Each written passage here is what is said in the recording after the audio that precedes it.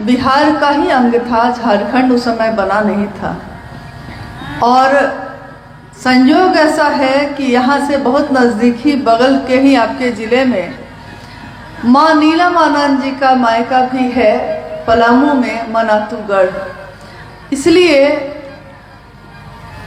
इस क्षेत्र में और इस तरफ के आसपास के जगहों पे साहब और दीदी का आगमन होता रहा है। गढ़वा जिले में के क्षेत्र में भी साहब और दीदी का आगमन हो चुका है। पहले भी इधर से गुजरे हैं, वो कहीं ना कहीं गए हैं, आए हैं। यानी ये धरती इस मामले में तो जागृत है कि शिव के शिष्य का आगमन यहाँ हुआ। कल शाम में यहीं की गुरुवानों से बातचीत में मैंने जैसे ही ये बात कही, मुझसे पहले एक गुरुवान ने कहा कि इसीलिए जड़ में ही पानी डालने का विधान है। मतलब कि जड़ में ही पानी डाला जाता है, जल चढ़ाया जाता है। और आप बताइए कि इतने देवी देवता हैं, लेकिन जल हम किसको चढ़ाते हैं? महादेव को। शिवलिंग पे ही जल चढ़ता है। यानी सारे टहनियाँ और पत्ते तभी हरे भरे रहेंगे जब जड़ों में हमारा भाव समर्पित होता रहे, यानी कि शिव के लिए। इस काल में कितने युग आए, पहले भी कितने युग आए, कभी द्वापर आया, कभी त्रेता युग आया, अलग अलग युग आए हैं। अभी कलयुग चल रहा है। पूरे युग के लिए अगर कोई दिशा और दशा बदलने वाला आता है तो हम उसको कहते हैं युग पुरुष, महामानव। महाशब्द आप गौर करिएगा कि महाशब्द जब भी लगा है महादेव के लिए लगा है, या महादेव जैसा ही कोई आया है, महादेव का संदेश लेकर कोई आया है तो उसके लिए लगा है। तो हम कहते हैं साहब श्री हरिंदरानंद जी को महामानव हैं, वो युग पुरुष हैं वो। तभी तो हम गीत गाते हैं, स्वागत है हे युग पुरुष तुम्हारा, युग पुरुष तुम्हारा। पूरे युग का जो पुरुष है उसको हम कह रहे हैं स्वागत है हे युग पुरुष तुम्हारा। तुमने जमी पे शिव गुरु को उतारा, कि हम उनका स्वागत करते हैं, हम उनके लिए कृतज्ञ होते हैं जिन्होंने इस जमीन पे शिव को ही उतार दिया। हम कहानियां पढ़ते हैं, हम कथाएं सुनते हैं। हमने कहानियों में पढ़ा है कि जब माँ गंगा नदी को हम कहते हैं माँ गंगा नदी जब इस धरती पे, पृथ्वी पे उतरी थी, उसके पीछे की कहानी है कि एक राजा थे भगीरथ। राजा भगीरथ ने तपस्या की, और तपस्या की किसके लिए? कि उनके पूर्वजों का जो निधन हो गया, मृत्यु को प्राप्त हुए, उनको मुक्ति नहीं मिल पाई, मोक्ष नहीं मिल पाया, यानी ईश्वर के में एक नहीं हो पाए। तो लोगों ने कहा कि अगर गंगा का पानी आपके पूर्वजों की अस्थियों को मिल जाए तो मुक्ति हो जाएगी। और ये सुनकर राजा भगीरथ ने तपस्या शुरू की। कहानी है कि माँ गंगा प्रसन्न हुई और उन्होंने कहा कि मैं पृथ्वी पर उतरने के लिए तैयार हूँ, लेकिन पृथ्वी, कल्पना करिएगा आप अभी इस बात की कि पृथ्वी यानी धरती मेरे वेग को, मतलब मैं इतनी तेज गति से जो उतरूंगी इस धरती पे, तो ये धरती मेरे वेग को, मेरे प्रवाह को बर्दाश्त नहीं कर पाएगी, तो सारी पृथ्वी ही बह जाएगी। तो मैं उतरना तो चाह रही हूँ, तैयार भी हूँ, लेकिन उतरूं कैसे, क्योंकि पृथ्वी ही बह जाएगी। तब कहानी है कि राजा भगीरथ ने शिव की तपस्या की और निवेदन किया। जब शिव प्रकट हुए तो उनसे निवेदन किया कि ऐसा ऐसा मामला है प्रभु, और माँ गंगा तो उतरने को तैयार है, लेकिन कहती हैं कि मेरा तेज मेरा प्रवाह धरती बर्दाश्त नहीं कर सकेगी। तो अब मैं क्या करूं? काम तो हुआ है लेकिन पूरा नहीं हुआ, अब क्या करूं? तो महादेव ने कहा कि अरे इतनी सी बात है, और कहानी है। कहानियां प्रतीक होती हैं, कहानियां सच भी होंगी, कहानियां कभी हमें कुछ सिखाती भी हैं। तो कहानी है कि महादेव ने अपनी जटाओं को खोला और गंगा को कहा कि उतरो, जितना वेग है, जितना तेज है, जितना प्रवाह है, उतने तेज के साथ उतरो। और शिव की जटाओं में इतनी तेज वाली गंगा कहाँ समाती चली गई पता ही नहीं चला। गंगा उतरी जा रही है, शिव की जटाओं में समाये जा रही है, और शिव ने फिर अपनी जटाओं को समेट लिया। मामला फिर फंस गया कि गंगा उतरी तो, लेकिन शिव की जटा में उतर गई, और शिव ने फिर से उसको बांध लिया है, यानी पृथ्वी पे तो अभी भी नहीं उतरी। अब फिर भगीरथ जी बैठे और उन्होंने कहा, महादेव अब जटा में ही सारी गंगा है, अब मेरे पूर्वजों का कल्याण कैसे होगा? तो महादेव ने कहा, अरे बस इतनी सी बात है। और कहते हैं कि महादेव ने अपनी एक तरफ की जटा थोड़ी सी हटाई, गंगा का पानी पतली धारा के रूप में वहां से निकला, और एकदम उसका सारा तेज शांत, सारा प्रवाह एकदम शांत, सारी गति एकदम सामान्य होकर धरती पे उतर गई। धरती पे उतरी, राजा भगीरथ के पूर्वजों का कल्याण हुआ, मुक्ति और मोक्ष मिला। कहानी है ये। तो आज भी हम कहते हैं कि भगीरथ ने गंगा को जमीन पे उतारा तपस्या से, अपने पूर्वजों का कल्याण किया। लेकिन इस सारी कहानी में हम भूल गए कि इस सारी कहानी में गंगा का इतना तेज महादेव के लिए कोई बहुत मामूली सी बात थी, और उनका रिसाव यानी उनका धरती पे उतरना, ये भी महादेव के लिए बहुत आसान बात थी। तो बड़ी से बड़ी गति को, बड़े से बड़े तेज को, बड़े से बड़े प्रवाह को जो महादेव पल में, क्षण का भी क्षण नहीं लगता, सेकंड का भी सेकंड नहीं लगता, और उसको अपनी जटाओं में शामिल कर लेते हैं। आप कल्पना करिए सिर्फ कि इस धरती पे उस शिव को ही उतारा है साहब हरिंद्रानंद जी ने, तो उस साहब हरिंद्रानंद जी की ऊर्जा क्या होगी, जिसने शिव की शिष्यता को ही जमीन पे उतार दिया है। जमीन पे ही ऐसा वैसा नहीं उतारा, इतना उतारा, इतना उतारा कि आज घर घर में शिव की बात हो रही है। लोग, कोई भी आदमी, अमीर हो, गरीब हो, किसी भी जाति, किसी भी धर्म का हो, शिव को अपना गुरु बना रहा है। अब इससे कोई फर्क नहीं पड़ता कि वो कैसे जीता है, क्या खाता है, क्या पीता है, कैसे रहता है, कैसा जीवन जीता है। महादेव को इससे कोई फर्क नहीं पड़ता। महादेव सबके भाव को ग्रहण करते हैं। कहते हैं महादेव के पास हृदय की हुंडी ही स्वीकार होती है। हृदय की हुंडी मतलब हृदय ही वहाँ स्वीकार किया जाता है। सामान का वहाँ कोई मोल नहीं है। बड़ी से बड़ी संपदा का, जिसने सबको संपदा बांटी हो, उसको हम क्या संपदा देंगे? जिसकी दया, जिसकी करुणा से फूल खिलते हैं, बारिश होती है, उसको हम क्या जल चढ़ाएंगे, हम क्या बेलपत्र चढ़ाएंगे?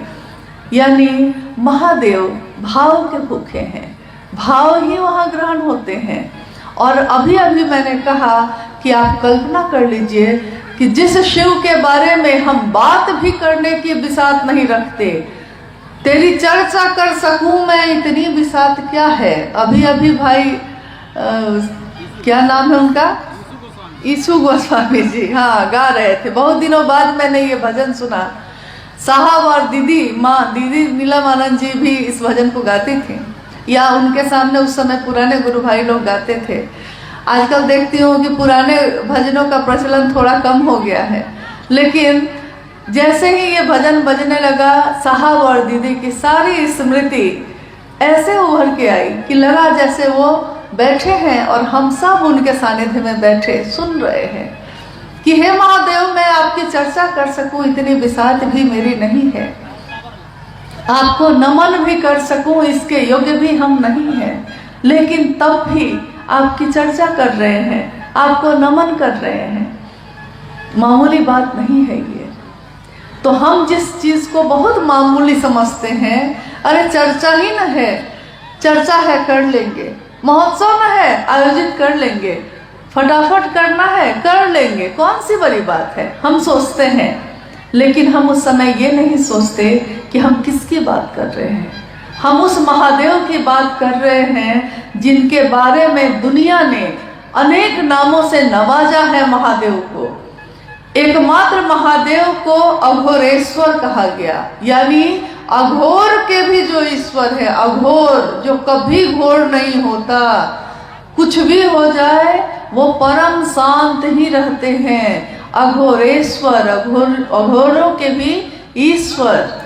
और अघोरा कहा गया माँ काली को, यानी शिव की शक्ति को, यानी शिव और उनकी शक्ति अघोर है, अघोरा है, बाकी सब है तो घोर है। लेकिन साहब हरिनानंद जी ने लिखा है और उन्होंने अपनी चर्चाओं में भी कहा है कि शिव क्या है, वो आवेश रहित आवेश है। आवेश रहित आवेश, ये पढ़ने पे समझ में नहीं आता है, लगता है कि कोई बहुत बड़ी बात हो रही है, लेकिन इसको समझने के लिए आप ऐसे समझ सकते हैं कि आवेश रहित आवेश का अर्थ ये होता है कि पूरी ताकत है, पूरी ऊर्जा है, यहाँ तक कि जितने भी आवेश यानी कि जितनी भी ताकत, जितनी भी शक्ति, जितनी भी ऊर्जा पैदा होती है वो एकमात्र महादेव के पास से ही पैदा होती है और कहीं से नहीं।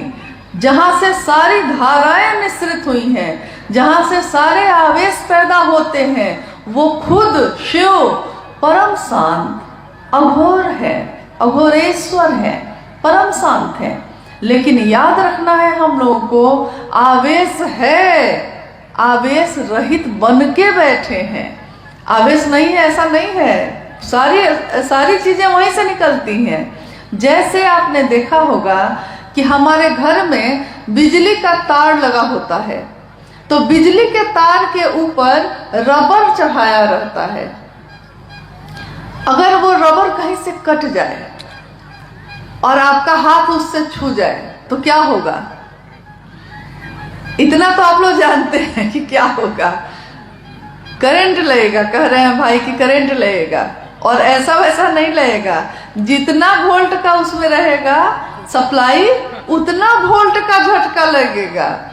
अगर कम है तो हल्का लग के रह जाएगा, लेकिन अगर 440 है तो उसी में चिपक के रह जाते हैं लोग, नहीं। लेकिन उसी आवेश में, उसी ऊर्जा में रबर चढ़ा हुआ है या तांबा का तार से ऊपर से कवर किया हुआ है, तो छोटा बच्चा भी उस तार के ऊपर कूदता है, हाथ से उठा के इधर से उधर रख देता है, फेंक देता है, कोई फर्क नहीं पड़ता, उसको करंट नहीं लग रहा है। लेकिन करंट है उतना ही, 440 वोल्ट है उसमें, लेकिन उसके ऊपर एक परत चढ़ी हुई है जिसके कारण आप उसको छू सकते हैं, आप उसको पकड़ सकते हैं। प्लग उठा के आप प्लग को जिसमें लगाते हैं, जैसे ही प्लग अंदर लगता है उस करंट से उसका संपर्क होता है और पूरे तार में वो करंट आ जाता है। यानी आवेश पूरा का पूरा है वहाँ, लेकिन रबर चढ़ा हुआ है, इसलिए आवेश होते हुए आवेश रहित हैं। महादेव भी वैसे ही हैं। सारे काल को भी जिससे डर लगता है, सारी ऊर्जा का जहाँ से अक्षय स्रोत है वो, लेकिन हमारे आपके जैसे लोगों को के लिए कि हम उनको सुन सकें, हम उनको महसूस कर सकें, हम उनके बारे में बात कर सकें, वो महादेव आवेश रहित होकर बैठा है। तो दुनिया ने कहा कि भोला है ये, भोला बाबा, और किसी को कहा है दुनिया ने, सबको कहा है भगवान है, कोई गलती हो गई तो बड़ा दंड मिलेगा, लेकिन महादेव को तो हम शुरू से बाबा ही समझते आए हैं। महादेव तो अपने हैं। महादेव तो ऐसे हैं जिनको कैसे भी जल चढ़ाइए वो खुशी हो जाते हैं। यहाँ तक कि साहब ने एक बार एक कहानी सुनाई। कहा उन्होंने कि एक जंगल जैसी जगह पे छोटा सा एक मंदिर था। तो मंदिर में शिवलिंग की स्थापना थी, शिव का मंदिर था, शिवलिंग की स्थापना थी। तो चूंकि अब शिवलिंग है तो रात में वहां कोई रहता नहीं था कि कौन क्या लूट के ले जाएगा, और मंदिर में बड़ा पहरा रहता है, लेकिन जहाँ पे शिवलिंग की स्थापना हो वहाँ कोई पहरा नहीं रहता, क्योंकि सबको लगता है कि यहाँ से लूटेगा भी तो क्या लूटेगा, सोना चांदी तो है नहीं यहाँ। लेकिन ऐसा हो गया कि वहाँ किसी भक्त ने भाव में आके वहाँ सोने की घंटी लगा दी। अब जंगल में है, लेकिन तब भी उसके पहरा के लिए कोई वहाँ नहीं रुका। एक रात की बात है, एक चोर जिसका पेशा था चोरी करना, चोरी करके ही वो अपने घर को चलाता था, चोरी करने निकला। सब घर में वो अपना देख लिया, बेचारे को कहीं पे मौका नहीं मिला चोरी करने का, चोरी नहीं कर सका। अब बेचारा थक के, है वो चोर लेकिन है तो इंसान, भूख तो उसको लगती है, परिवार को तो भोजन उसको भी देना पड़ता है।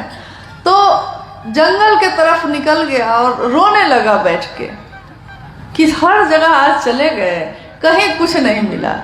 तभी अंधेरे में वो जो सोने का घंटा लगा हुआ था वो अंधेरा में सोना है चमका। तो देखने गया कि क्या चमका भाई अभी, तो उसने देखा कि सोने की घंटी लगी हुई है। नीचे पूरा अंधेरा था तो सोना जैसा लग रहा है ये। उसने सोचा कि आज कुछ नहीं मिला तो चलो इसी घंटी को उतार लेते हैं और इसी को बेच के अपना काम चला लेंगे आज। अब नीचे क्या है उसको दिखाई नहीं दिया, और नीचे तो था शिवलिंग। उसने सोचा कि ईंटा या चट्टान कुछ है, पैर से ऐसे ऐसे अंधेरे में टटोला, कुछ दिखाई नहीं दिया। तो देखा कि ऊंची कोई जगह है लगता है, तो पैर को उसी पे रख के खड़ा हो गया और घंटी जो पकड़ा तो घंटी बजने लगी, टन टन टन टन। कहानी है कि महादेव प्रकट हो गए। महादेव ने कहा मांगो क्या मांगते हो भाई, मैं तुमसे अति प्रसन्न हूँ। चोर घबरा गया, उसको लगा कि मेरे साथ ये क्या हो गया, आज तक तो ऐसा कभी हुआ नहीं, मैंने कोई भक्ति नहीं की, मैंने कभी महादेव का नाम भी नहीं लिया, और सीधे महादेव प्रकट होके कहते हैं कि अति प्रसन्न हूँ, ऐसा मैंने क्या कर दिया।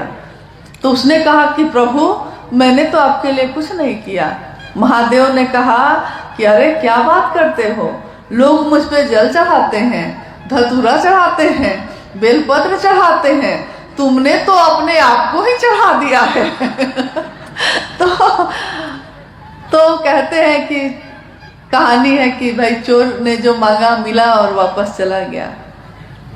सोचिए महादेव जिससे सारे देवी देवता डरते हैं, जिसकी पूजा राक्षस भी करते हैं, दुनिया जिनके आगे झुक के नमन करती है, वो महादेव किसी भी तरह से प्रसन्न हो जाते हैं। तभी मैंने कहा कि भोला कहते हैं हम उनको। और साहब श्री हरिंदानंद जी ने उस शिव को जमीन पे उतार दिया। तो ये कौन सी तपस्या की होगी उन्होंने, और किन लोगों की मुक्ति और मोक्ष के लिए ये काम किया होगा, क्योंकि राजा भगीरथ ने तो अपने पूर्वजों के लिए किया था, लेकिन साहब हरिंदानंद जी ने मेरे आपके जैसे असंख्य लोगों तक, जिसके पास भी ये संदेश पहुंचता है कि शिव मेरे गुरु हैं, तुम्हारे हो सकते हैं, उन असंख्य लोगों तक ये बात पहुंचाने की बात की है।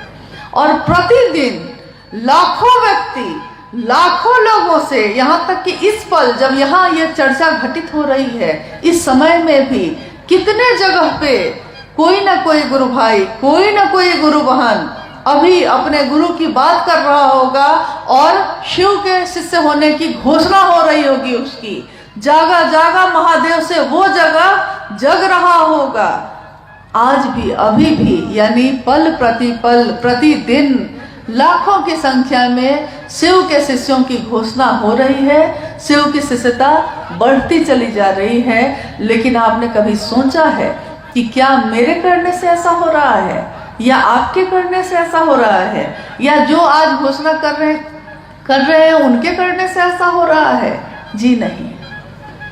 इसमें ऊर्जा उसी की काम कर रही है जिसके तार है हम लोग, बस और कुछ नहीं है हम लोग। वो तार जिस दिन कट गया ना तो बिजली का सप्लाई भी बंद हो जाएगा। हम लोग बस तार हैं, साहब उसका ट्रांसफार्मर है, और हम लोग के पास जितना हम सह सकते हैं, जितना हम बर्दाश्त कर सकते हैं, उतना सप्लाई वो देते रहते हैं। ऊर्जा शिव की जो उनके दिल में उतरी, जो नमः शिवाय के रूप में सांसों में उतरी, उसको उन्होंने विश्व मानव के कल्याण के लिए, विश्व मानव के लिए कि वो शिव का शिष्य हो सके, इस धरती पे उतारा। और आज चाहे वो गढ़वा का जंगल हो, पहाड़ हो, घर हो, शहर हो, या दुनिया का कोई कोना हो, आज महादेव की बात हम कितने गर्व से करते हैं, कितनी खुशी से करते हैं। सोचिए, जब इतनी खुशी से करते हैं और वो महादेव सब कुछ देने वाला है, तब हम दूसरों के पास क्यों भटकते हैं? कभी कभी कोई कहता है कि कोई महादेव को छोड़कर उधर चला गया, कोई महादेव की शिष्यता छोड़कर उधर चला गया, यानी किसी और मत में, किसी और चीजों में चला गया। मैं हमेशा सोचती हूँ उस समय कि कहते हैं कि कल्पतरु है वो। कल्पतरु का अर्थ होता है एक ऐसा पेड़ जिसके नीचे जब आप खड़े हो जाइए तो आपके मन में जितनी इच्छाएं पैदा होंगी वो सारी इच्छाओं की पूर्ति करता चला जाता है। कल्पतरु है शिव, और शिव के छाया के तले खड़े होकर, शिव के नीचे खड़े होकर हम भिक्षा का पात्र लेकर दूसरों के सामने क्या मंडरा रहे हैं? कौन है उनसे बड़ा? एक बार एक फकीर एक राजा के पास गया, राजा के दरबार में गया। फकीर बेचारा बहुत आर्थिक संकट में था तो फकीर, जीवन में कुछ था नहीं, अब खाने को भी नहीं था। उसने सोचा क्यों नहीं राजा के पास चलते हैं, राजा तो प्रजा की रक्षा करता है ना, तो राजा कुछ तो दे देगा मुझको। तो राजा के पास चला गया। राजा के पास जब जाता है तो दरबार उसको रोक देता है, कहता है कि अभी राजा भगवान की पूजा कर रहे हैं। तो फकीर ने बोला कि भगवान की पूजा कर रहे हैं, कोई विशेष प्रयोजन है या प्रतिदिन करते हैं इसलिए कर रहे हैं? दरबार ने कहा कि नहीं, राजा बड़ा दुखी है, उनकी संतान को सुख मिले इसके लिए आज वो पूजा कर रहे हैं। फकीर ने कहा ठीक है, तब अब मैं चलता हूँ। दरबार ने कहा कि अरे अभी तो आए थे, अभी राजा उठ जाएंगे तो जो तुमको मांगना होगा मांग लेना। फकीर ने कहा कि जो खुद ईश्वर से मांग रहा है तो उससे मैं क्या मांगूं, मैं भी खुद ही ईश्वर से मांग लूंगा। तो देखिए, यहाँ कोई दूसरा हमको क्या दे सकता है, लेकिन वो महादेव वो भी दे सकता है जो हमारे भाग्य में नहीं होता, जो हमारे किस्मत में नहीं होता। वो कौन दे सकता है? तो वो महादेव दे सकते हैं। क्यों दे सकते हैं? क्योंकि सबसे बड़ा मास्टर वही हो सकता है जिसने इस दुनिया को बनाया हो। जो बनाता है उसी को पता होता है उसके हर चीज का। देखा होगा आपने कि कोई बढ़ई है, वो टेबल बनाया है या पलंग बनाया है, मान लीजिए पलंग बनाया है। अब वो पलंग में कहीं कहीं कुछ खराबी हो रही है, तो आप उसी बढ़ई को खोजने जाते हैं। क्यों?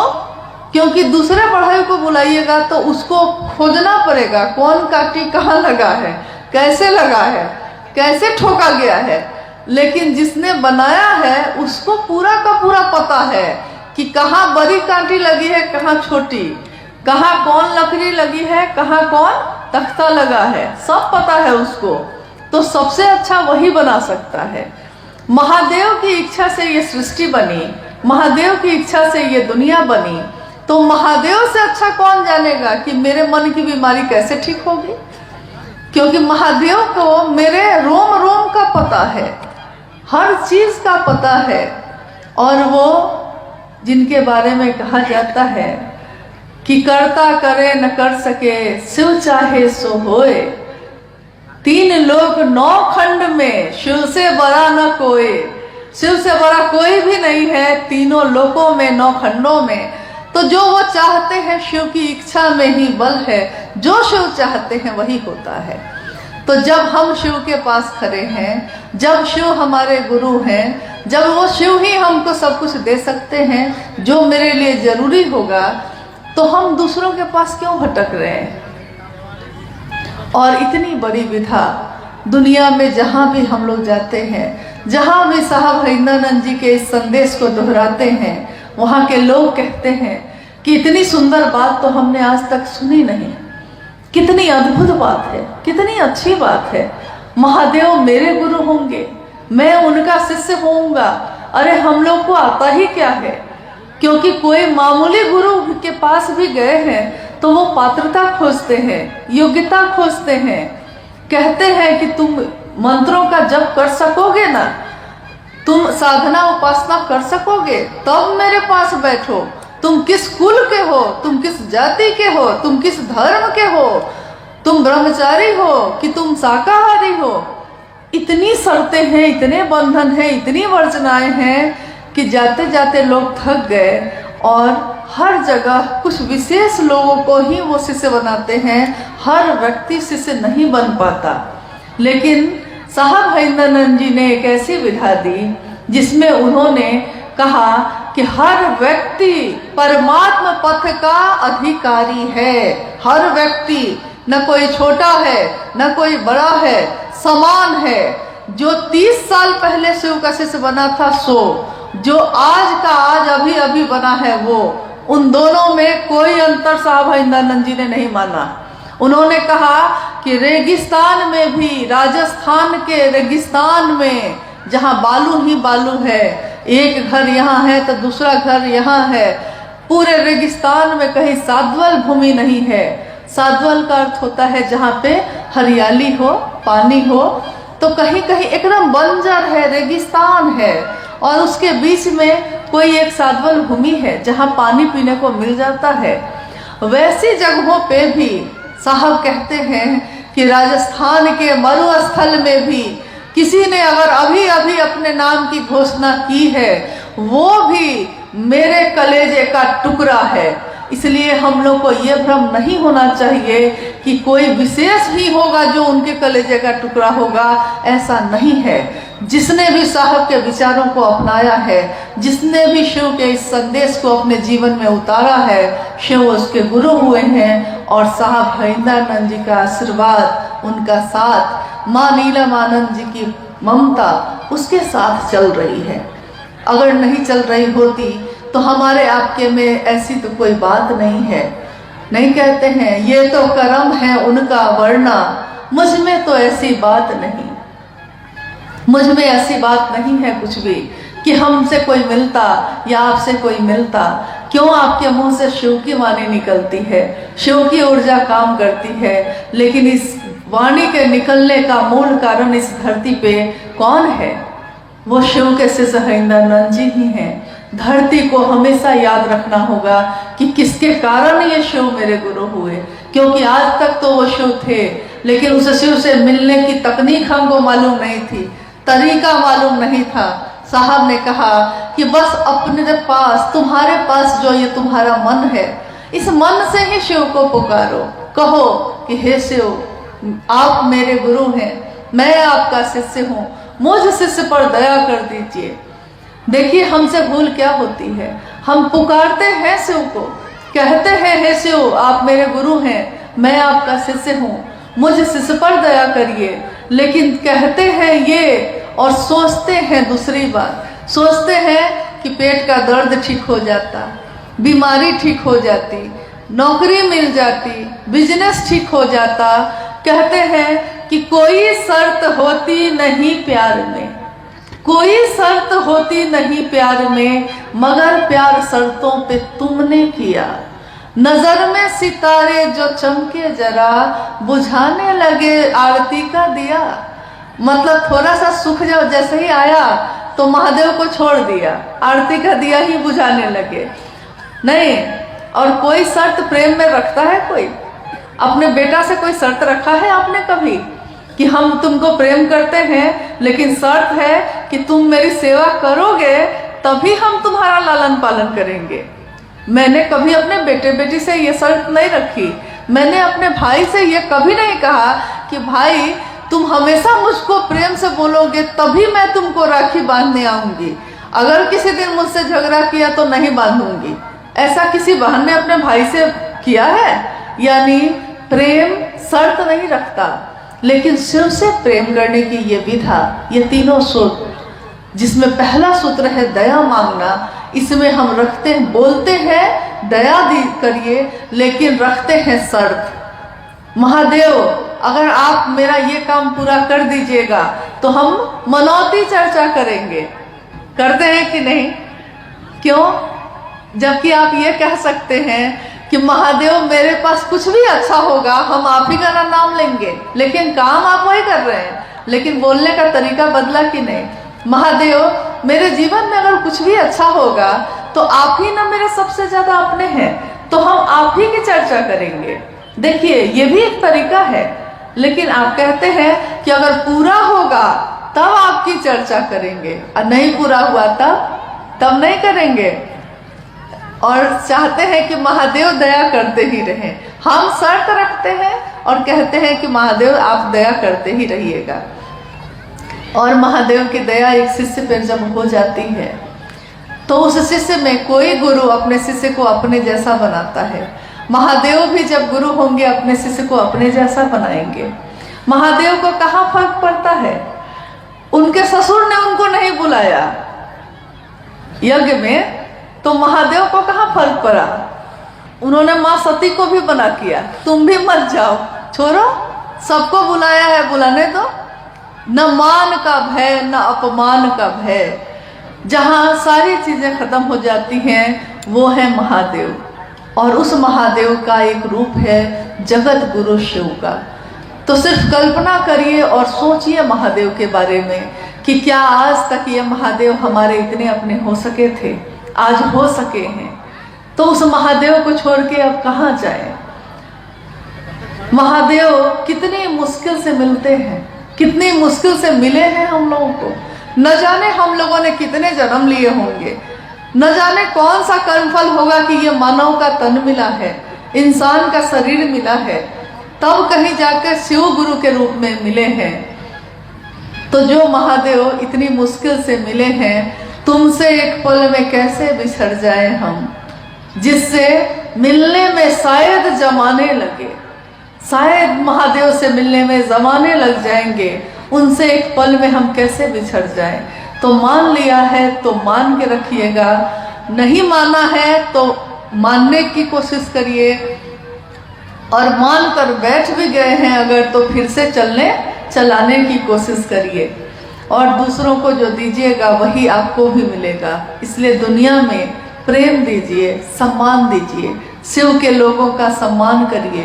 कहते हैं कि साहब ने कहा कि दक्षिण भारत में एक संत हुए तिरुमूलर, उस संत के लिखी हुई कुछ किताबें हैं, उसमें वो कहते हैं कि मेरे गुरु नंदी ने मुझसे कहा है, संत तिरुमूलर कहते हैं मेरे गुरु नंदी ने मुझसे कहा है कि अगर सेवा ही करनी है तो उनकी करो जो शिव की सेवा में लगे हैं।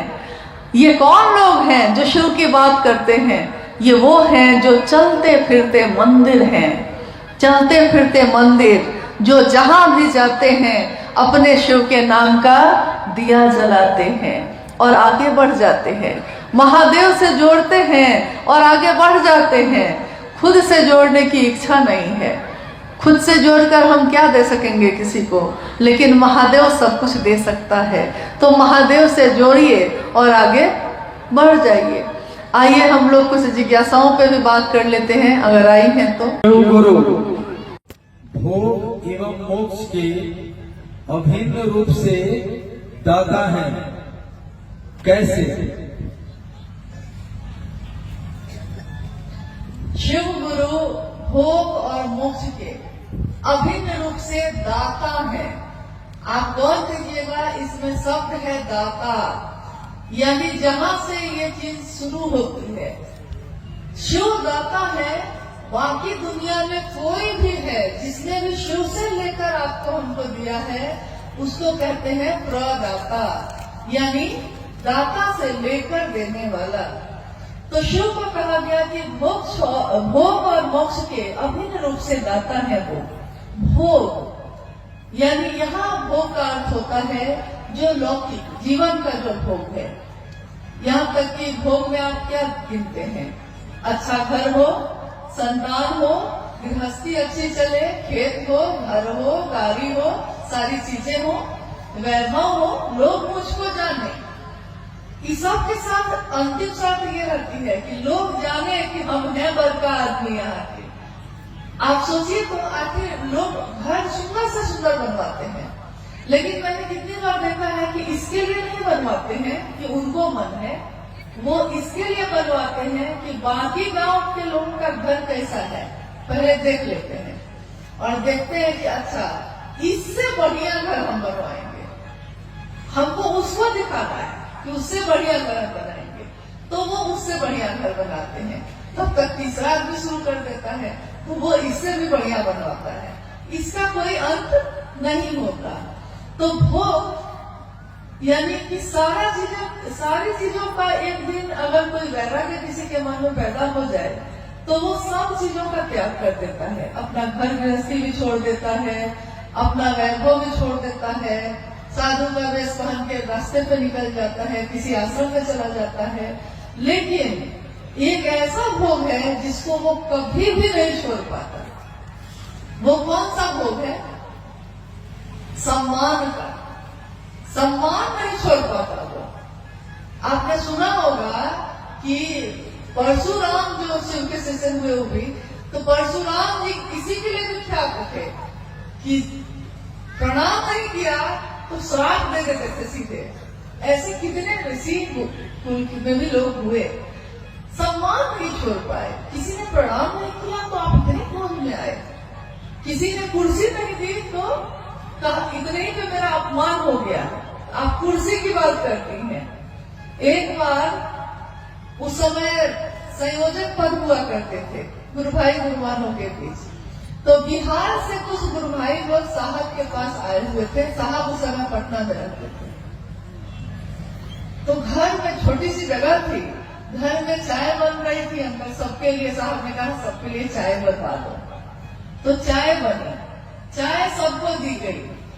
गलती से एक आदमी जो संयोजक थे गलती से छूट गए। अब मान लीजिए आप लोग सब बैठे हैं, मैं चाय लेके जाऊं और कोई एक आदमी तो गलती से छूट सकता है ना, तो अगर छूट गया है तो हम लोग मांग लेते हैं, अरे भैया हम छूट गए, हमको दे दीजिए। लेकिन उस गुरु भाई ने मांगा नहीं। मांगेंगे कैसे? मांग लिए तो अपमान हो जाएगा। साहब क्या बैठे हैं, चाय सबको मिल गई, गलती से छूट गए। उस समय वो कुछ नहीं बोले, लेकिन अपने घर लौट कर जब गए तो उन्होंने साहब के नाम एक लंबी सी चिट्ठी लिखी और उस चिट्ठी में उन्होंने कहा कि आपके घर में मेरा बहुत अपमान हुआ। मेरे सामने सबको चाय दी गई और मुझको सिर्फ छोड़ा गया, तो मैं आज से संयोजक का पद छोड़ता हूँ। साहब बड़ा हंसे। उन्होंने कहा कि बताओ, महादेव की बात करने वाले का मन इससे एक चाय की प्याली से टूट गया। मतलब छोटी सी बात पे बरसों के याराने गए। नहीं, छोटी बात पे ही बरसों से दोस्त यार हैं। मामूली सी बात होती है, उसी में जो दिन रात एक साथ खाते पीते थे मुंह फुला के बैठ जाते हैं। तो भोग की बात मैं कह रही थी कि भोग यानी सम्मान सबसे बड़ा भोग है। आप बताइए कि और चीजें आपके पास है या नहीं है, ये नहीं पूछ रहे हैं, लेकिन सम्मान है कि नहीं। कहीं भी आप महादेव की बात लेकर जाते हैं तो कोई आपसे घृणा करता है क्या? आपका अपमान करता है, कुर्सी देता है बैठने को। यहाँ तक कि अगर गुरु भवन चले जाए तो घर के अंदर भी अनजान लोग भी अपने घर के अंदर बैठा लेते हैं कि महिला है, घर के अंदर बैठा लेते हैं, आप शिव की चर्चा कर लेते हैं। गुरु भाई कहे जाते हैं तो दरवाजे पे गांव के लोग जुट जाते हैं, अरे इनको चाय पिलाओ, कितना सुंदर बात कर रहे हैं, महादेव की बात कर रहे हैं, तो चाय पिलाओ, खाना खा के जाइए भाई जी। यानी जहां कोई पूछता भी नहीं था मुझको, इसी रास्ते से कानों कितनी बार गुजर जाते, क्यों कोई मेरे रहने की व्यवस्था करता, क्यों कोई मेरे लिए खाना बनाता। लेकिन इससे बड़ा भोग और क्या होगा इस धरती पे? सम्मान। गुरु भोग देते हैं, गुरु के नाम पे शिष्यों को सम्मान मिलता है, मोक्ष देते हैं। मोक्ष मतलब मुक्ति, जन्म और मरण के चक्र से मुक्त हो जाना, मोक्ष प्राप्त कर लेना, यानी बार बार जन्म नहीं लेना पड़ेगा, शिव में ही मिल जाएंगे, ऐसा हो जाएगा। महादेव वो भी दे देते हैं। चलिए आपकी यही इच्छा है तो आपकी यही इच्छा पूरी होगी। लेकिन एक बार साहब ने पूछा चर्चा स्थल पे कि शिव के शिष्यों को अगर गुरु भोग और मोक्ष दोनों देंगे, दोनों दे देंगे, लेकिन जिसने शिव को चाहा है, जो शिव के नाम पे दीवाना है, मस्त है, पहले गुरुवार ने कहा कि हम लोग मस्त हैं, महादेव की बात करके हम लोग मस्त रहते हैं। देखिए, जो गुरु के नाम पे मस्त है, दीवाना है, उसको गुरु अगर भोग और मोक्ष दोनों अभिन्न रूप से एक साथ देते हैं, वो लेगा कि नहीं लेगा? क्या करेगा? जिसको शिव से लगन लग गई हो, जो शिव से ही लगन लगा बैठा हो, सूरती के डोरी या गगन बीच लागल, कोई केले गुरु से स्नेह हो, गुरु से स्नेह हो गया है। सुरती की डोरी यानी यादों की जो डोरी है कहाँ लग गई है? तो गगन बीच लागल, गगन के बीच जो शिव है ना, वो केंद्र में जो है, मेरी याद, मेरे दिमाग की हर चीज, मेरे दिल की हर चीज वहीं पे लग गई है। तो जो वहां लग गई है, तो उसके बाद महादेव कहते हैं ये भी लोगे कि क्या? तो अब चाहत ही नहीं है। साहब कहते हैं कि जिसने शिव को चाह लिया उसको शिव भोग और मोक्ष देंगे भी, तो वो लेता कहाँ है? और जन्म भी वो बार बार लेना चाहता है, मोक्ष नहीं चाहता है। मोक्ष लेंगे तब तो खत्म ही हो जाएगा मामला, फिर महादेव का काम तो बहुत बाकी है। तो खाली इसी जन्म में करना है कि अगले जन्म में भी करेंगे हम लोग, कि जन्म जन्म तक ये करते रहेंगे। शिव के लोग शिव का आदेश जन्म जन्म तक करते रहेंगे। तो मोक्ष भी देने आ रहे हैं महादेव, तो हम लेने को तैयार नहीं है। महादेव भी कहते हैं कि हमेशा हमको पागले लोग से पाला पड़ता है। कोई उनके यहाँ ढंग का है, भूत है, बैताल है, पिशाच है, देवता भी है, गंधर्व भी है, सब अलग अलग तरह के लोग हैं। उनको भी लगता है कि देखिए, तो गुरु भोग और मोक्ष दोनों अभिन्न रूप से देते हैं। हाँ, अगर आप लेना चाहिए तो अब आप लेना क्या चाहते हैं? बात तो ये है। अगली जिज्ञासा है कि शिव की पूजा एवं चर्चा में क्या अंतर है, समझाने की कृपा की है। जिज्ञासा आपने सुनी। शिव की पूजा और शिव की चर्चा में क्या अंतर है? शिव ही है, एक ही सत्ता है शिव।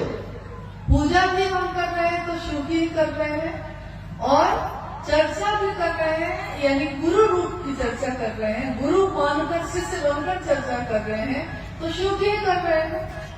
लेकिन एक भारी अंतर है दोनों में। भारी अंतर ये है कि शिव की पूजा में श्रद्धा चाहिए, विश्वास चाहिए, समर्पण चाहिए। शिव की पूजा यानी कि पूजा में हमारे बुजुर्ग कहते हैं, हाथ जोड़कर सिर झुकाओ, आंख बंद करो, मन महादेव पे लगाओ, विश्वास रखो, विश्वास करो, समर्पण करो, श्रद्धा रखो, तब होती है शिव की पूजा।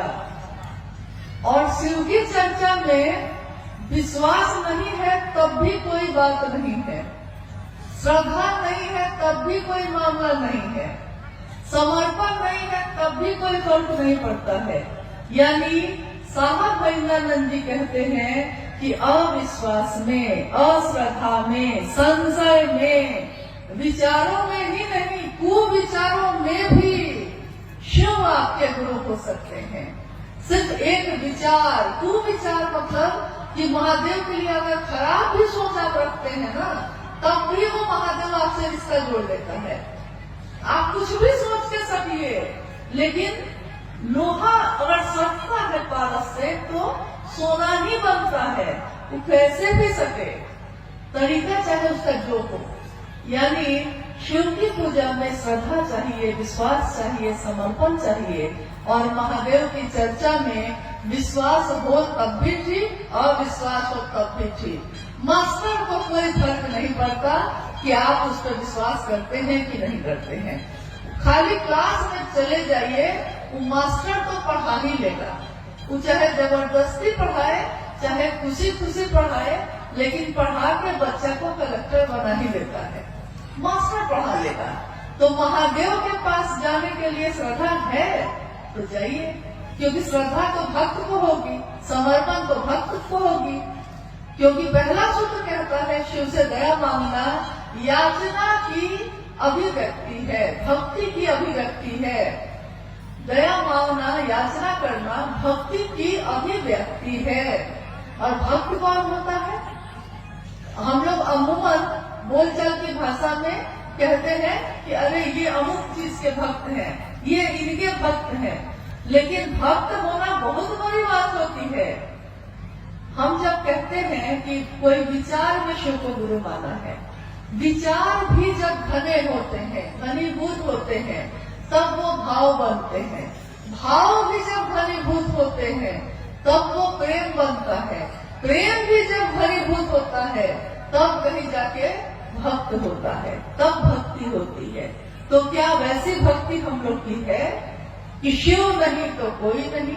क्या उमा के जैसा है कि वरहूं शंभु नहीं तो रहूं कुंवारी, वरण होगा तो सिर्फ शिव का, नहीं तो किसी का नहीं होगा? क्या ऐसी भक्ति है? अगर है तब भी शिव के लिए है आप, और नहीं भी है अगर, तो ये रास्ता बहुत सरल है कि गुरु मान लीजिए। तू गुरु बनाना हो जेकर देहल चोला बा, दुनिया का भी कहके देवे वाला भोला बा। तो दुनिया क्या देती हमको? दुनिया तो कभी प्रेम देती है, कभी अपमान करती है, कभी अपना बनाती है, कभी पराया कर देती है। लेकिन महादेव तो ऐसा नहीं करते। वो एक बार अपने हो जाते हैं तो हमेशा अपने ही रहते हैं। तो शिव की पूजा और शिव की चर्चा में, दोनों में बड़ा भारी अंतर है। लेकिन शिव की चर्चा आपके मेरे मन में धीरे धीरे शिव के विचार को, उन्हीं के भाव को, उन्हीं के प्रेम को, उन्हीं की भक्ति को गहरा करता चला जाता है। और साहब मेहतानंद जी ने कहा है कि शिव की शिष्यता में एक ही चीज अनिवार्य है। क्या? शिष्यानुभूति पढ़ी है आपने? साहब की बोली हुई, वो लिखी हुई किताब है, छोटी सी, 1990 के दशक में छापी गई थी। आप में से किसी ने शिष्यानुभूति पढ़ी है? आओ चले, शिव की और किताब में भी है वो। आपने किसी ने पढ़ी है? गढ़वा में कोई पढ़ा ही नहीं शिष्यानुभूति? पढ़े हैं ना कुछ लोग? तो उसमें एक ही चीज अनिवार्य है, कुछ नहीं है तो कोई बात नहीं, अस्थाई शिष्य भाव, यही एक अनिवार्य चीज है। लेकिन ये अनिवार्य चीज जो है बड़ा मुश्किल है, बहुत कठिन है। लेकिन करत करत अभ्यास के जरमती होते सुजान। करत करत अभ्यास यानी शिव की चर्चा करते करते, शिव की बात करते करते, दूसरे को स्टेशन पहुंचाते पहुंचाते हम भी पहुंच जाते हैं। दूसरे को महादेव का रास्ता दिखाते दिखाते हम भी उस रास्ते पे चलने लगते हैं। कहता है ना, हमको नहीं देखा हुआ है, तुम दिखा दो, तो हम भी तो उस रास्ते पे चल देते हैं। तो शिव की चर्चा करते करते हमारा मन धीरे धीरे धीरे धीरे शिव के लिए अस्थायी भाव से आने लगता है। एक जिज्ञासा है, शिव गुरु को मानते हैं, उनसे दया भी मांगते हैं, नमन भी करते हैं, पर चर्चा नहीं कर पाते हैं। तो शिव मेरे गुरु नहीं होंगे क्या? चर्चा कैसे कर पाए? दया मांग पाते हैं, नमन कर पाते हैं, लेकिन शिव की चर्चा नहीं कर पाते। शिव से दया मांगना, अगर आपने पहला सूत्र ठीक से कर लिया है तो ये हो ही नहीं सकता है कि आप चुप बैठिएगा, क्योंकि उसके बाद तो आप जो बोलना शुरू करते हैं। जो लोग मूक थे, मौन थे, अपने घरों में बंद थे, उन लोगों ने जब शिव को गुरु बनाया तो ऐसा बोलना शुरू किया कि सामने वाला जब मिलता है तो घबरा जाता है, कहता है पहले ही कि हाँ हाँ हो गया, अब इससे ज्यादा मत बोलिए, हम मानने को तैयार हैं, शिव मेरे गुरु हैं। वो इतना बोलेगा कि महादेव को गुरु बनाए भैया, बनाए, कि लास्ट में वो कह देता है कि हाँ भैया अब मत बोलिए, अब थक गए। थक के वो कहता है कि इससे बढ़िया है कि मांगिए लेते हैं, तो मांग लेता है वो। यानी कि तब भी आप चुप नहीं होते। शिव का ध्यान, शिव का भाव दिल में थोड़ा जागेगा तो मुंह से तो अपने आप ही निकलता है। ये शास्त्र से बोली हुई बात है, ये शिव गुरु का मंच है। बोलिए, आपने कभी किसी को बड़े बड़े विद्वान को आके यहाँ बोलते सुना है? कभी नहीं सुना होगा। हमारे गुरुवानी बोलते हैं, वही भजन गाते हैं, वही चर्चा करते हैं, वही संचालन करते हैं। यानी शिव शिष्यों की ये दुनिया, हाय रे ये दुनिया, हरिंदर की दुनिया, एक हरिंदर निहाल सारी दुनिया। कैसी दुनिया उन्होंने बनाई है, जिसमें कोई शास्त्र नहीं पढ़ा हमने, कोई किताबें नहीं पढ़ी हैं। कितने लोग तो अनपढ़ हैं, दुनिया जिसको कहती है गंवार वो भी है। लेकिन जब महादेव की बात करना शुरू करते हैं तो लोग ठहर के सुनते हैं कि कौन बोल रहा है ये, भैया ये कहाँ से सीखा आपने, वो कहता है, पूछता है। और भैया या दीदी कहती हैं कि भाई ये तो भैया साहब हरिंदर जी का बात है जो हम कह रहे थे। तो उसने कहा कि क्या एक लाइन उन्होंने कही है? तो नहीं, उन्होंने सिर्फ इतना ही कहा था कि महादेव को अपना गुरु बनाना, लेकिन जब अपना बना लिए है ना तो हृदय में भाव अपने आप ही जगता है और मुंह से आवाज भी, शब्द भी, वाक्य भी अपने आप ही निकलने लगते हैं। यानी कि महादेव का ध्यान थोड़ा सा हो जाए, थोड़ा सा भाव हृदय में जग जाए तो चर्चा तो आप खुद ही करने लगते हैं, फिर आप रुकिएगा ही नहीं। इसलिए महादेव से दया जो आप कह रही हैं कि हम मांगते हैं, उसको सचमुच में मांगिए। इसके लिए मांगिए कि महादेव आपका काम मुझसे हो सके, इसके लिए मांगिए। बाकी तो उनकी दया से ही सब कुछ हो जाता है। आप खुद सोचिए, साहब के जीवन में, अभी आपने थोड़ी देर पहले सुना, शिव की शिष्यता की पृष्ठभूमि, व्याप्ति, प्रयोजन, यानी साहब के जीवन की घटनाओं के बारे में आपने सुना। साहब के जीवन में 1974 में उन्होंने शिव को गुरु माना, 1975 में नमः शिवाय मंत्र आया, 1986 में आकाशवाणी हुई थी जिसमें आवाज आई कि तुम जो करते हो दूसरे को करने को नहीं कहते। और उसके बाद, इस घटना के बाद से साहब दूसरों से भी कहने लगे। हालांकि 1982 से उन्होंने शिव की बात शुरू कर दी थी, लेकिन 1986 के बाद से ये बात बहुत रफ्तार से होने लगी। लेकिन पहला सूत्र क्या है? क्योंकि कहा जाता है कि गुरु का आदेश शिष्य के जीवन का आधार होता है, तो इस तरीके से तो आकाशवाणी जो हुई थी, गुरु का आदेश तो वही था, पहला सूत्र तो वही होना चाहिए था। लेकिन पहला सूत्र क्या हुआ? शिव से दया मांगना। यानी शिव से दया मांगना। साहब ने कहा कि मैंने अपने जीवन की घटनाओं से ये समझा है कि ये नमः शिवाय का आना और जाना, ये भी शिव की दया है। ये आकाशवाणी का मुझको प्रेरित करना महादेव के काम को करने का, ये भी महादेव की दया है। मेरे मन में इस श्लोक का गूंजना कि गुरु र ब्रह्मा, गुरु र विष्णु, गुरु र देवो महेश्वर, गुरु साक्षात पर ब्रह्म तस्मै श्री गुरुवे नमः। और मेरे मन में गुरु भगवान होते हैं तो भगवान गुरु क्यों नहीं है? भगवान को ही गुरु मान लिया।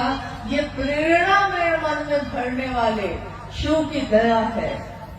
उस प्रेरणा के बाद मैंने शिव को गुरु मानने के बाद अपनी पत्नी से कहा, उसके बाद दुनिया के लोगों से कहा, नमः शिवाय आया, आकाशवाणी आई, दुनिया में लोग, कुछ लोग 12 लोग 13 लोग पहले शिव के शिष्य बने, फिर उसके बाद सैकड़ों लोग बने, हजारों बने, लाखों बने।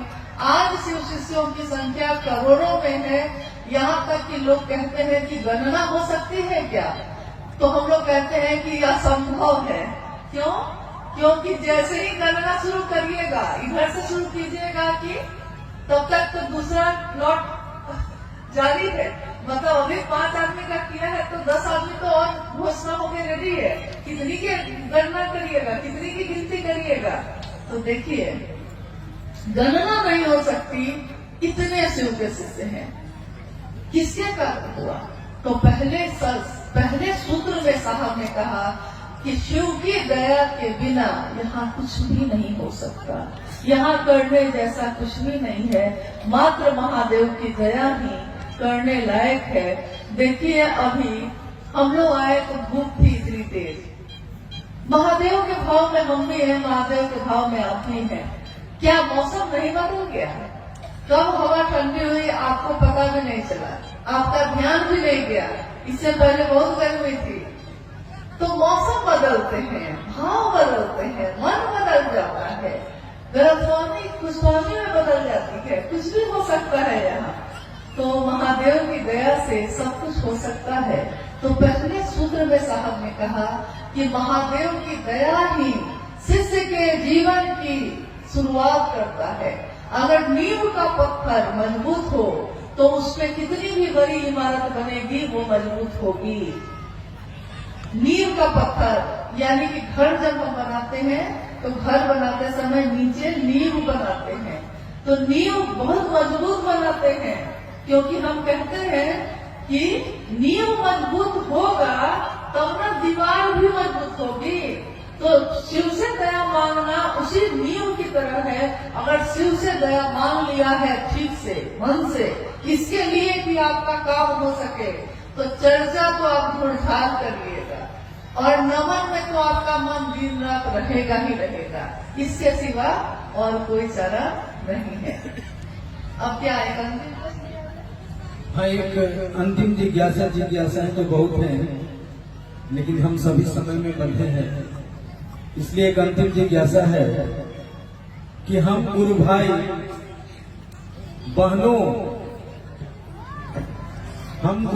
गुरु बहनों के जीवन में महाशिवरात्रि का क्या महत्व है? हम लोग महाशिवरात्रि क्यों मनाते हैं? हम सभी गुरु भाई गुरु बहन यानी शिव के शिष्य, हम सभी गुरु भाई गुरु बहनों के जीवन में महाशिवरात्रि का क्या महत्व है? हम महाशिवरात्रि क्यों मनाते हैं? जब साहब मधेपुरा में रह रहे थे, उसी समय मां नीलमानंद जी ने कहा कि हमने शिव को गुरु बनाया है, तो हम लोग को शिव के लिए कुछ करना तो चाहिए। तो हम क्या कर सकते हैं? और कमरे में कुछ लोगों के साथ शिव चर्चा शुरू हो चुकी थी। तो साहब ने कहा कि भाई क्या किया जाए बताओ। मां नीलम ने कहा कि शिवरात्रि का आगमन हो रहा है, क्यों नहीं हम सभी जो कुछ गुरु भाई गुरु बहन हैं, हम मिलकर शिवरात्रि का आयोजन करें। तो साहब ने कहा कि ठीक है, किया जाए। लेकिन उस समय ज्यादातर जगहों पे हरे रामा हरे कृष्णा का बोल चलता था। यहाँ तक कि माँ दुर्गा के मंदिरों में भी, शिव के मंदिरों में भी हर जगह हरे रामा हरे कृष्णा होता था। तो साहब ने कहा कि यार, इन महाशिवरात्रि का आयोजन है, शिव की पूजा करेंगे, लेकिन बोल क्या होंगे, हम बोलेंगे क्या उसमें? तो मां नीलमानंद जी ने लिखा, हर भोला भोला भोला हर हर हर शिवा शिवा शिवा हर हर। और इसी धुन पे उस समय शिवरात्रि का आयोजन हुआ। सभी लोगों ने इसको इस धुन पे को गाया। उसके बाद साहब आ गए पटना। पटना में जो उनका घर था वो छोटा सा फ्लैट था। तो अगले बार जब शिवरात्रि का आयोजन हुआ तो माँ नीलमानंद जी ने कहा कि क्यों नहीं इसको बाहर मैदान में किया जाए। तो फिर उन्होंने इस आयोजन को जो सामने ऑफिसर्स फ्लैट के सामने मैदान था उसमें किया। और उसी में जो छोटा सा माइक लगा हुआ था हरबोला करने के लिए, जब कुछ देर का हरबोला हो गया तो उस समय हरबोला की समाप्ति के बाद उसी माइक से साहब ने जो लोग वहां जमा थे उन लोगों के बीच शिव की चर्चा की। तो साहब कहते हैं कि शिवरात्रि एक ऐसा प्लेटफॉर्म है, एक ऐसी जगह है जहां साहब ने कहा कि आपने देखा होगा कि जब बच्चे नदी में कूदते हैं तैरने के लिए या स्विमिंग पूल में कूदते हैं तो बहुत ऊपर में लकड़ी का एक टुकड़ा लगा रहता है और उस लकड़ी के या बहुत बड़ा कोई सीमेंट का बना रहता है और वहां खड़े होके वो ऊपर से जंप करता है पानी में तैरने के लिए, तैराकी के प्रतियोगिता में। तो ऊपर से जंप करता है धरती पे, मतलब नदी में।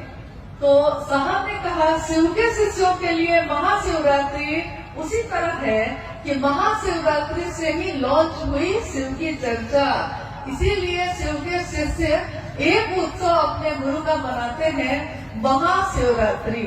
और मेरा निवेदन है कि आज अभी जो आने वाला है 8 मार्च को महाशिवरात्रि का आयोजन हो रहा है, हर जगह पे हो रहा है। मेरा निवेदन है कि 8 मार्च को जो महाशिवरात्रि है उसमें आप अपने सामूहिक रूप से जहां भी आप करना चाहते हैं जरूर करिए, लेकिन अपने घर को लौटिए जब तो कम से कम 1.25 घंटे अपने घर के लोगों के साथ भी इसको करने की कोशिश करिए। अपने पड़ोसियों को भी बुलाइए इसमें और इसके साथ साथ सजाइए अपने घर को, अपने मोहल्ले को, अपने दरवाजे को, क्योंकि शिव की रात्रि नहीं है, महाशिवरात्रि है। शिव के शिष्यों के लिए शिव की चर्चा का आगाज करने वाली है। तो हम नमन करते हैं अपने साहब दीदी को, अपने गुरु शिव को, कि महादेव की दया हम सभी पे बनी रहे, हम सबका जीवन शिवमय हो, सुगंधमय हो। साहब ने जो चाहा है शिव के लिए शिव को, हम सभी शिव के शिष्य भी शिव के लिए शिव को चाहें, दुनिया के लिए नहीं। दुनिया ने अपनी कामनाओं के लिए शिव को चाहा, शिव के शिष्य तो ऐसा ना करें।